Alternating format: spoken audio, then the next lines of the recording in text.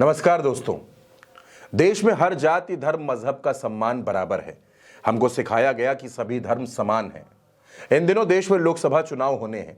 चुनाव आयोग ने बहुत सख्त गाइडलाइंस जारी की हैं।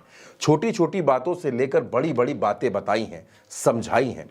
चुनाव आयोग ने यह भी कहा कि जाति धर्म के नाम पर अगर कोई वोट मांगेगा तो उस पर कार्रवाई होगी। चुनाव आयोग ने यह भी कहा कि हम कार्रवाई करेंगे अगर कोई भी धर्म जाति के नाम पर वोटर से वोट मांगेगा। लेकिन शायद ये निर्देश विपक्ष के लिए है, बीजेपी के लिए नहीं। बीजेपी की विंग है युवा मोर्चा। वो एक कैंपेन चला रहा है, #पहला वोट मोदी को। इस कैंपेन के साथ एक पोस्टर भी एक्स और फेसबुक पर पोस्ट किया जा रहा है, जिसमें लिखा है, जो राम को लाए हैं हम उनको लाएंगे। 500 वर्षों की प्रतीक्षा हुई समाप्त, इसलिए मेरा पहला वोट मोदी को। चुनाव आयोग के मुताबिक किसी को भी धर्म जाति के नाम पर वोट मांगने की इजाजत नहीं है। अगर कोई भी ऐसा करता है तो कार्रवाई होगी। लेकिन क्या चुनाव आयोग बताएगा कि क्या उन्होंने बीजेपी और इसकी विंग युवा मोर्चा को धर्म के नाम पर, भगवान के नाम पर वोट मांगने की इजाजत दे दी है? क्या छूट का यह ऑफर सिर्फ बीजेपी को दिया गया है?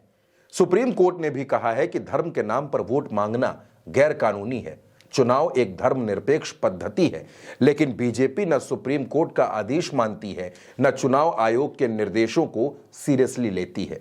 चुनाव आयोग भी इन पोस्टर्स पर खामोश है। युवा मोर्चा के सोशल मीडिया पेज पर खुलेआम धड़ल्ले से धर्म के नाम पर लोगों से उनका पहला वोट मोदी के नाम पर मांगा जा रहा है और चुनाव आयोग के निर्देशों को रद्दी की टोकरी में डाल दिया गया है। बीजेपी और बीजेपी की युवा मोर्चा की टीम लगातार ऐसे पोस्टर्स को पोस्ट कर रही है, प्रचार कर रही है और लोगों से कह रही है कि क्योंकि अयोध्या में भगवान राम का मंदिर बन गया है और भगवान राम के मंदिर का पूरा क्रेडिट प्रधानमंत्री नरेंद्र मोदी को है, इसलिए आपका पहला वोट मोदी के नाम पर होना चाहिए।